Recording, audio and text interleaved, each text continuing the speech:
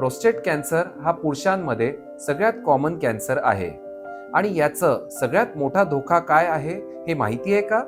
तो खूप शांतपणे वाढतो. सुरुवातीला अनेक रुग्णांमध्ये कसलीही लक्षणे नसतात.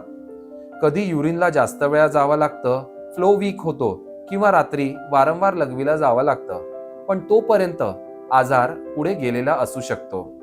पण चांगली बातमी अशी आहे, प्रोस्टेट कॅन्सर अर्ली स्टेजला सापडला तर तो पूर्णपणे बरा होऊ शकतो. एक साधी PSA ब्लड टेस्ट आणि वेळेवर यूरोलॉजिस्टकडे तपासणी तुमचं आयुष्य वाचवू शकते. मी सर्व पुरुषांना एक स्पष्ट संदेश देऊ इच्छितो. स्क्रीनिंग टाळू नका, तपासणीला घाबरू नका.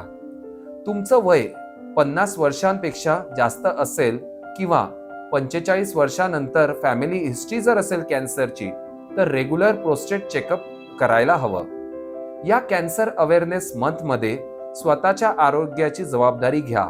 डॉक्टरशी बोला, टेस्ट करा आणि वेळेत ॲक्शन घ्या.